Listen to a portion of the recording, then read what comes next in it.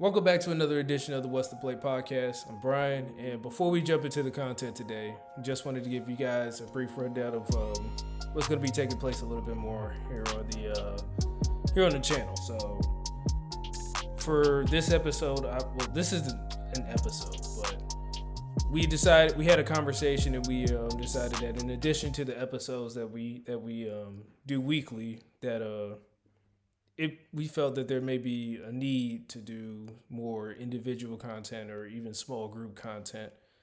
So, and it won't be strictly sports either. So, you may be like for this week, obviously, we're doing a weekly recap, but going forward, you may see album reviews, basketball content, movie reviews, maybe political content, depending on if the guys want to talk about that. I don't know, but just to give something in addition, give you guys more content to talk about, because we may not be able to get to everything and be able to record every single week because of people's schedules and things of that nature. So just wanted to give you guys that brief update just so you guys have an idea of what we're doing here. So for today, we're gonna start it up. Also, if you have an idea of what we could title this, because calling this "What's the Play" segments feels a little too basic to me personally. But if you guys think that's okay, just let us know in the comments below.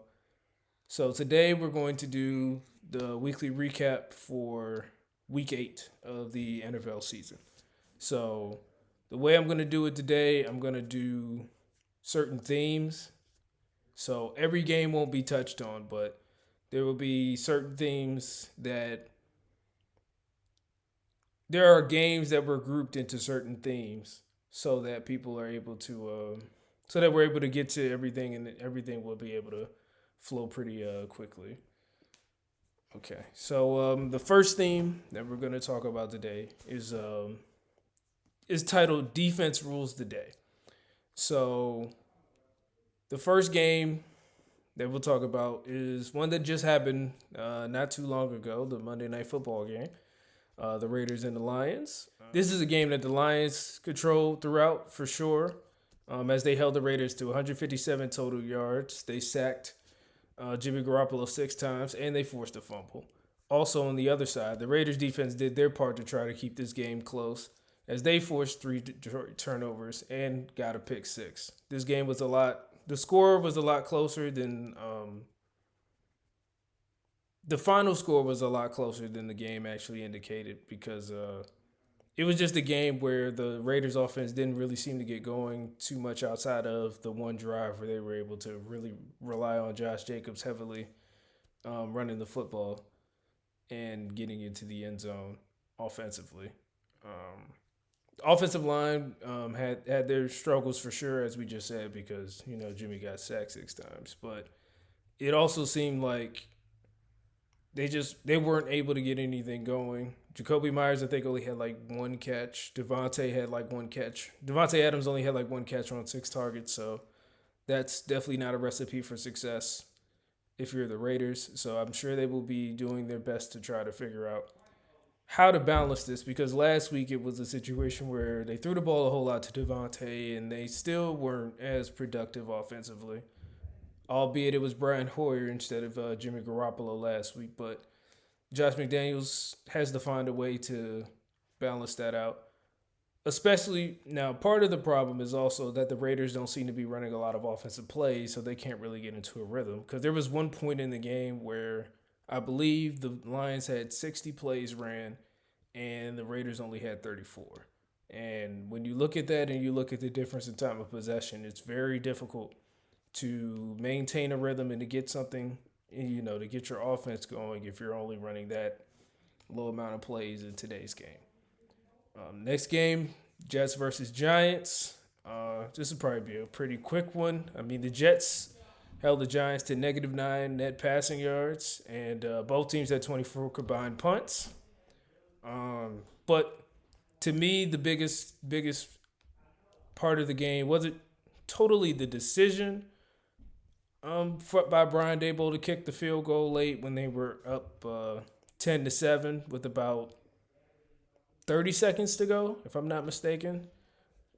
But the fact that the kick was actually missed, because I understand that there are a lot of people that say you should probably go for it in that situation. But to me, if you make the field goal, you go up by 6. Your defense has played well all day. And it's hard to believe that a team is going to be able to go down and score a touchdown in 25 seconds, as opposed to being able to throw a couple of deep strikes, spike the ball, and kick a field goal to put the game in overtime, which is what the Jets did. Credit to the Jets for sure. They definitely did their part, as we said, -9 passing yards. And they also just found ways to hang in the game. Garrett Wilson had 7 catches for 100 yards, so they did a good job of utilizing him. Breece Hall had a receiving touchdown, so they did a great job of using their guys on the offensive side. We hope that Tyrod Taylor is going to be okay, because he went down with a rib injury earlier in the game. If Daniel Jones is the report has been that Daniel Jones has been cleared for contact, so we could see him back against Las Vegas next week.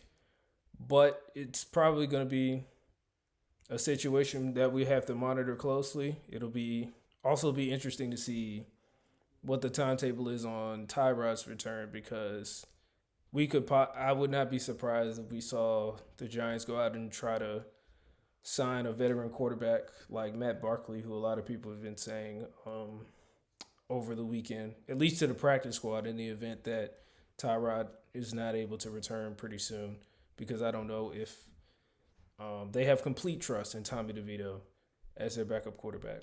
Now, we can say that the conditions of that game was a little may have affected the play calling, because it was raining pretty well. So it's just one of those things where you just didn't want to turn the ball over and rely on your defense.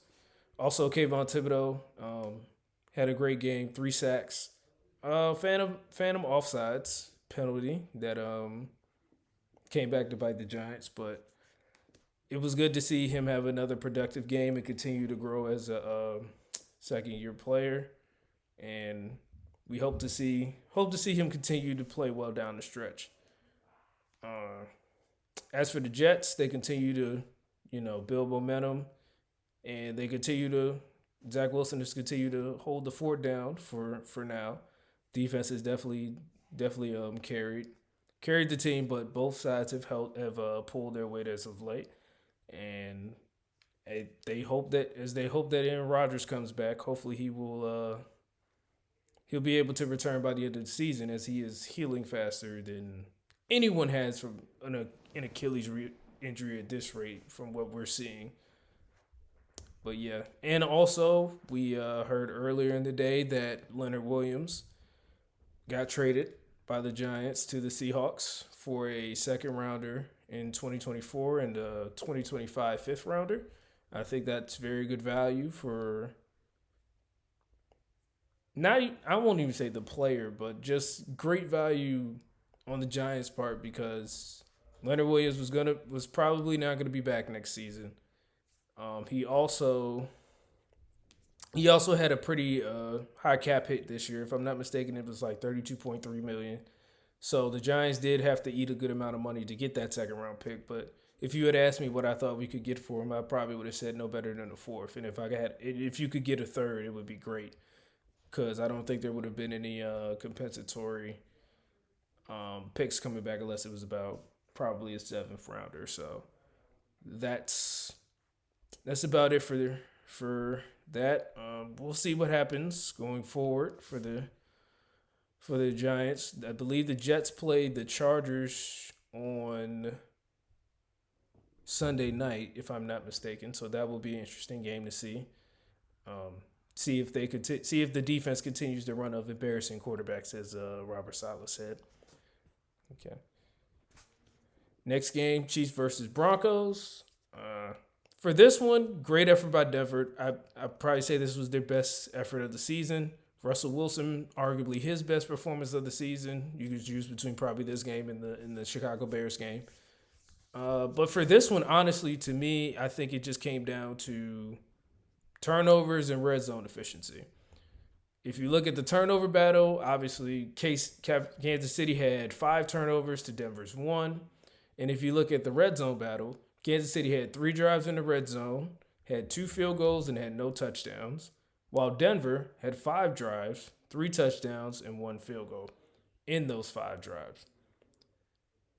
So for Kansas City going forward, they're going to have to be able to improve on this red zone efficiency if they're going to have a chance to compete with the top teams in the AFC. As a matter of fact, play the Miami Dolphins next week, who happen to be the number 1 team in red zone efficiency with 74% of their drives ending in touchdowns. So they will definitely need to figure out a way to improve that.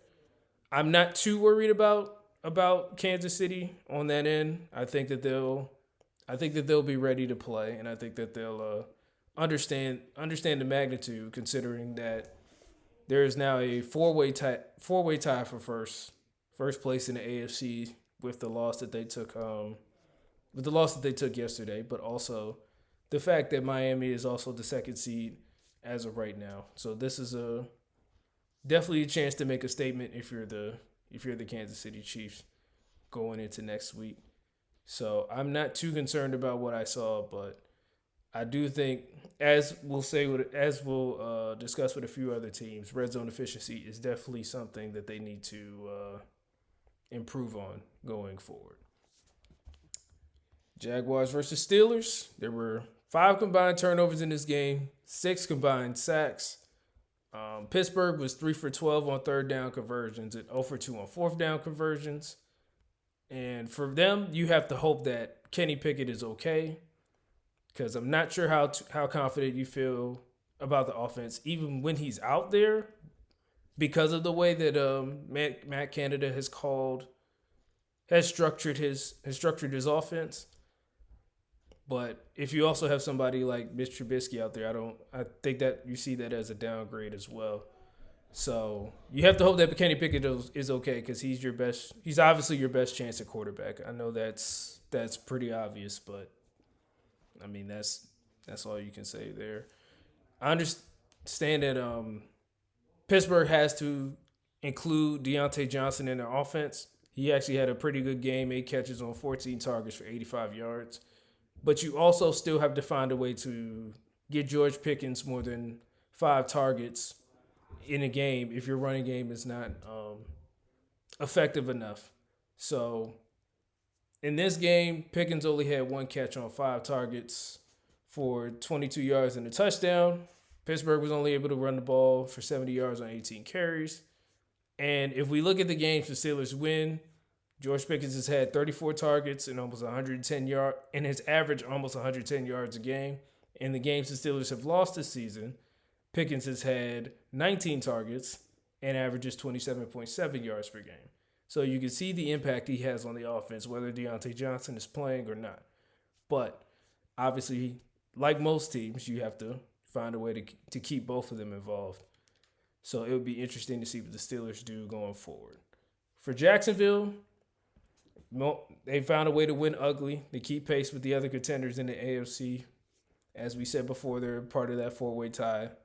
They've started to break away in their division from the rest of the pack, and it'll just be interesting to see how they continue to move forward and continue to improve on this game. Travis Etienne had a very good game. Trevor did some good things here and there, but this was one of those where it felt like they just decided they were gonna rely on their defense to win this game. Texans versus Panthers. So in this game, it was good to see Bryce Young make plays against a D'Amico Ryans-led defense. It looked like he was back at Alabama a little bit with the way he was running around making plays. Happy to see Frank Wright get his first win of the season. So that was good to see. Houston defensively was still able to get pressures. They got 6 sacks on the game. So it was a good effort by both defenses. Both teams ran the ball. Well, the Texans ran the ball pretty effectively. Had 30 carries for 110 rushing yards and 2 touchdowns. And usually on most days, when you do that and you're able to hold the team to 15 points, you usually win that kind of game. Unfortunately, though, both teams were unable to really separate, and Carolina was able to make the plays late in the game to go ahead and win. Okay. So for our next group of games, I decided to title these topics as NFC divisional races heating up. So we'll start with the Falcons and the Titans. I don't want to overreact for the Tennessee side, but will Levis show an ability to stretch the field on Sunday? And if he is able to consistently stretch the field that way, the ceiling for the Titans offense is raised significantly, because it is a possibility that teams will have to lighten the box. Well, teams will have to pick their poison, whether they will decide to stack the box for Derrick Henry and leave DeAndre Hopkins, Treylon Burks, and Westbrook-Ikine in man coverage with maybe like one safety over the top, or if you lighten the box a little bit to try to avoid pass plays over the top of your head. And if people have to pick that poison, it may be scary watching the Titans offense down the stretch. Now, again, this is only one game, and people don't have film on Will Levis yet on the NFL level. So it's possible that this was just one of those where he kind of, I don't want to say he caught them by surprise, but it was just one of those where the rookie went out there and just, played well. So I don't want to overreact. I don't want to say that, the Titans are just going to go on this magical run now, but it was definitely encouraging to see what Will Levis was able to do in that offense and what that offense looked like with a guy that was able to stretch the ball down the field.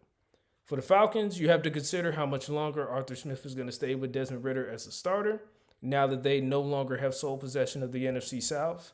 So it'll be interesting to see what happens as they go forward. They still control their own destiny because they do have the Saints twice. They do play the Saints twice, who they are tied for first with right now in their division. And they have another 2 games, one against Carolina, one against Tampa Bay. So they still have a chance to improve on their divisional record, and they still control their own destiny. But it's definitely going to be interesting to see how long Desmond Ridder stays, or if Arthur Smith decides to just make the move to Taylor Heineke now, because because you have the division right in front of you, as long as you take care of business, basically. Also, it'll be interesting to see if they do go to Heineke, how that may affect Kyle Pitts. Well, both the tight ends and running back situation, where you have Algier and Bijan, and you have Kyle Pitts and Jonnu Smith, because people have obviously this whole year been talking about the underutilization of both Robinson and Pitts. I don't know if that changes too much with Heineke, only because I think it's more scheme dependent than QB dependent, but it would definitely be interesting to see if Taylor Heineke does get that chance to see what happens with those 2 groups. Next game, Saints and the Colts. It was great to see Derek Carr bounce back from last week's game. I think if he's able to continue to perform this way, as he did yesterday, that the Saints will be in a very good position to take over and win this division and make my NFC South prediction make me look smart for picking the Saints. They did a great job both teams honestly did a great job on the ground. The Saints, 36 carries, 161 yards, and 3 touchdowns. The Colts, 24 carries for 164 yards and a touchdown. For the Saints, Taysom Hill had 9 carries, 63 yards, and 2 touchdowns. I don't know if we'll see that. I don't think we'll see that every week, but it was good to see him utilized in the red zone, and finding a way to help the Saints capitalize when they got to the red zone. For the Colts, they have battled very well this year, and they have a schedule that gives them a good chance to make a run for the wild-card spot, which they are only 1 game out of right now. However, we do have to remember that their head coach is still a rookie, and that they're playing with a backup quarterback and a defense that ranks 32nd in points per game allowed, 25th in passing yards allowed, and 23rd in rushing yards allowed. So we have to be. So I would just say for the good people in Indianapolis, continue to temper your expectations a little bit, but don't lose hope. I believe if the defense can make any semblance of improvement over the next few weeks, I think they have a very good chance with the way their schedule lines up for them to win a few more games and have a chance at the wild card. Plus, their backup quarterback is Gardner Minshew, who has been playing pretty well. I do want to say that before we move on to the next game, which will be the Bengals and the 49ers. So, on the Bengals side, they're starting to look like the team that people expected in the beginning of the season. I don't think this is causation, but the correlation between the way they've looked and Joe Burrow seemingly continuing to be closer to full health has coincided for sure. It was interesting, not interesting. It was good to see him make some plays on Sunday. He was able to, make some plays with his legs, but he was also able to extend. There was one play in particular, I believe. I can't remember if he broke off a sack or not, but he was able to run around a little bit, evade to his right, and hit T. Higgins for a first down conversion. So it was impressive. And when Joe is making plays like that, that's when Cincinnati is at its best, especially offensively. And they also did a good job of getting Jamar involved early and often, as he had 10 catches on 12 targets for 100 yards and a touchdown. For San Fran, the losses of Deebo Samuel and Trent Williams have seemed to affect their offense for sure. They had 3 turnovers, all by Brock Purdy, who, even though he threw for 365 yards and a touchdown, had 2 interceptions and lost a fumble.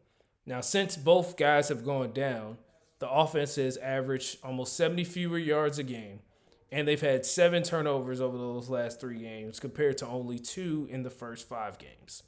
Now, the 49ers do have a bye in Week 9, so hopefully that will be long enough for Deebo and Trent to get healthy and be able to return for their Week 10 matchup against Jacksonville.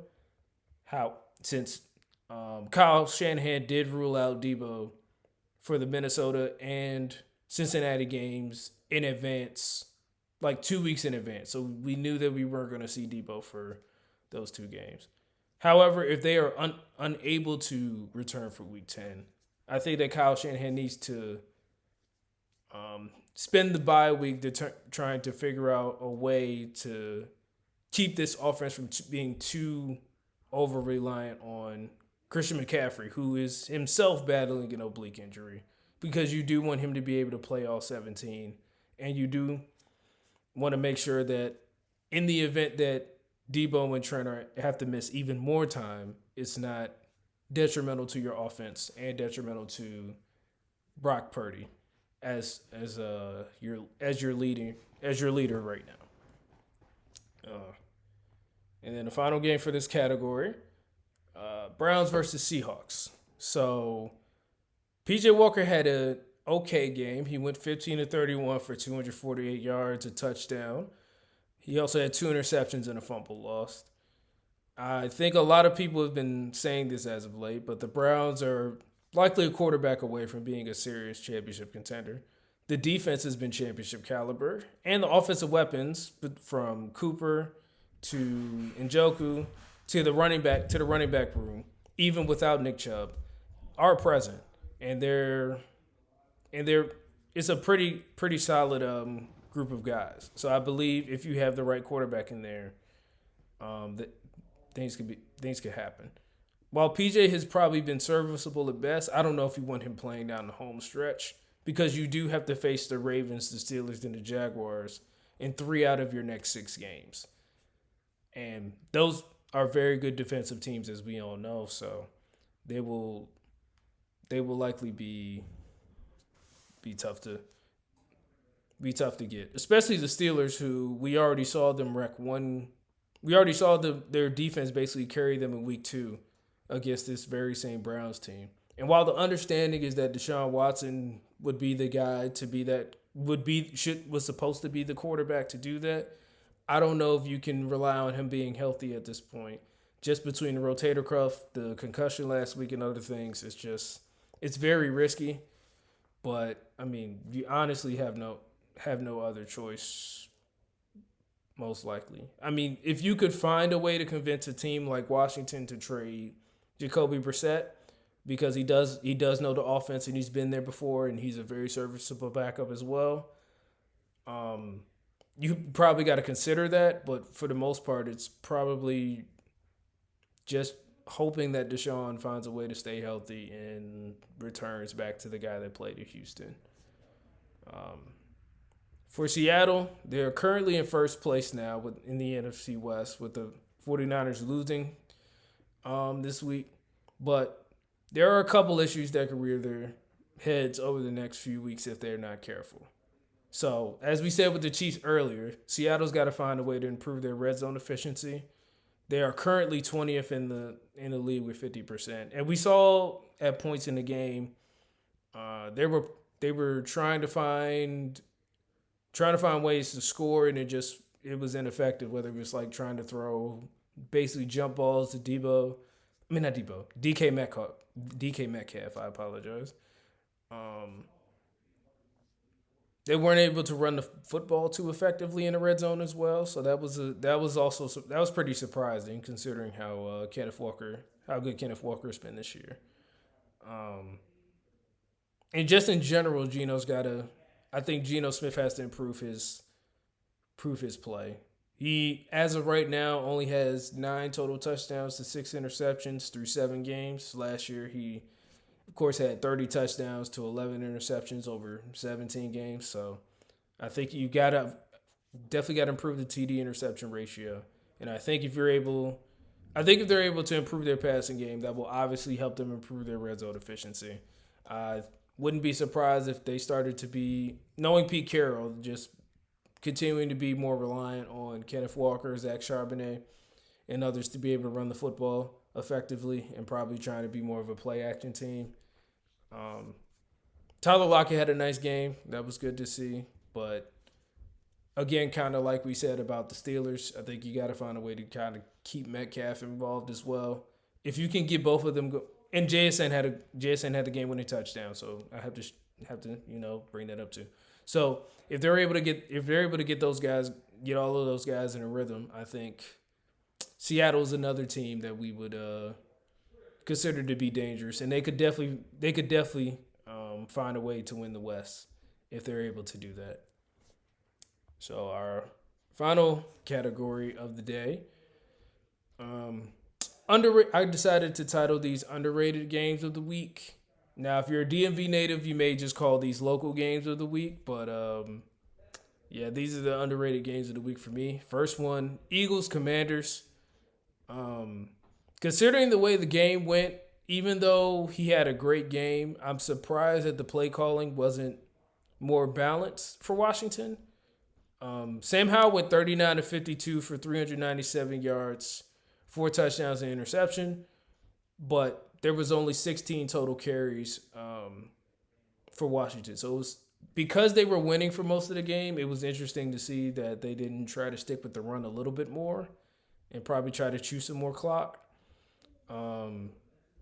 And regardless of who the head coach is going into next year, whether it's Ron Rivera or somebody else, I think they're the first things you need to figure out during the offseason. One, if Sam Howell is going to be your guy at QB. If he keeps playing like this, I mean, that's a pretty easy decision. But the other thing is how you're going to slow down A.J.Brown. Because this is the second game where he is torched Washington. He had 8 catches on 8 targets for 130 yards and 2 touchdowns, helping Jalen Hurts to go 29-38 for 319 yards, 4 touchdowns. He did lose a fumble along with Kenneth Gainwell this week, and they definitely need to get that settled over the next few weeks. They are currently 24th in turnover margin and turnover margin per game. They were fortunate that the turnovers happened within the red zone, like within their Washington 10-yard line.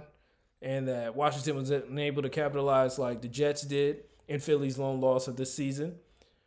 Um, but if they don't get those turnovers cleaned up soon, it could come back to bite them as they face Dallas twice, Kansas City, Buffalo, and San Francisco all in their next 5 games. Um, and while they weren't as proficient on the ground this week, which I would like to see them get back to, especially next week against the Cowboys, because that's as we saw against the Rams. If they're able to get after your quarterback on obvious passing downs, that spells doom. Even for a team like Philly, who has a great offensive line, great quarterback, great receivers. Speaking of those receivers, they were able to get both of them involved. We talked about A.J.Brown. But Devontae Smith also had 7 catches on seven targets for 99 yards and a touchdown. So being able to get both of those guys involved was huge, and it's definitely an ace up your sleeve if they're unable to run the ball. But I do think in order for Philly to be successful, they're going to have to be able to run the ball a little bit better than they did today, and I think that'll help them with their turnover issues going forward. But again, kind of like Kansas City, not too worried. The Eagles have shown this year that they've been able to win close games, been able to win ugly, however they have to. Only, of course, the Jets game happened. I think that was a well-needed wake-up call, and hopefully this Commanders game will be because, again, you have Dallas next week, and that's gonna be not only an emotional game, but just another game that could be seen as a statement game, just like Kansas City and Miami next week. And finally, we have the Ravens and the Cardinals. Like Cleveland, I would say Arizona is a QB away. Likely Kyler once he's finally able to play. For finishing some of the games they played this season and getting a few more wins. They've been pretty competitive with everybody they've played this year. The only game that they really let get away to me was the Giants game when they were up 28-7 in the second half. If they win that game, I don't think it's a completely different outlook on the season, but obviously, I think maybe there's a little. I mean, they beat Dallas the week after, so I guess there was still some belief there, but it's tough when you look at a game like that, even if you are a team that is rebuilding at this moment. Joshua Dobbs went 25 of 37, had 208 yards, 2 touchdowns and 2 interceptions. He also had 6 carries for 26 yards and a touchdown. I think with Kyler in the starting role, I think we could see those numbers increase. I think we could see the passing yardage increase. I also think that the turnovers would drop a little bit. I think right now it's a situation where, again, you're trying to figure out your team if you're Jonathan Gannon. So this is one of those things where you're finding gems, guys like Marty Mercado,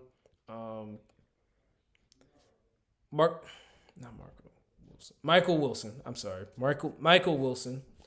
And you're finding other guys through Trey McBride too. Trey McBride and guys on the offensive end that are playing well. But because of the limitations that Joshua Dobbs has to a degree, you're not fully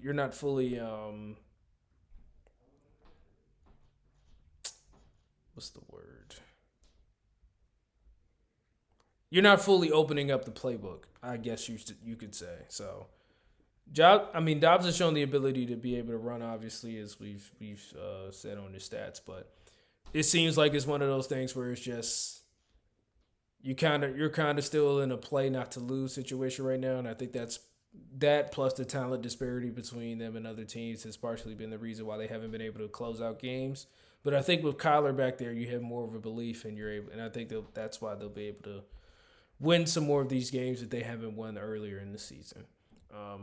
For the Ravens, the box score numbers don't completely jump off the page, but I think this is the second consecutive impressive effort by the Ravens. Everybody from Zay Flowers to Mark Andrews to even Gus Edwards as a running back, potentially the lead back for this offense, seems to be progressing, and The only question is right now for me is if they can find a way to get OBJ involved in the offense, which may be difficult because him and Rashad Bateman are both coming back at the same time. But very impressive effort from the Baltimore Ravens, who were able to run the ball 29 times for 130 yards and 3 touchdowns, all 3 touchdowns coming from Gus Edwards. So yeah, it was a great effort from them. They continue to show that they're the class of the AFC North right now, and I don't see even if Cincinnati makes a run, I don't see them relinquishing that title anytime soon. So that is the weekly recap for this week. I appreciate you if you stayed all the way through for listening to this. I hope we may do some more of these coming up in future weeks. If there was a game that I didn't talk about that you would like for me to discuss, let me know in the comments, and we can figure that out. If there's any type of topic that you would want us to talk about, whether it's sports or not sports, you can also leave that in the comments, and we'll see what we can do there. Hopefully this is the first of many individual content and small group content that we'll be doing going forward. Make sure, again, you like, comment, subscribe, share with everybody you know, and we'll catch you again. We'll catch you on the next one. Stay tuned for the next play.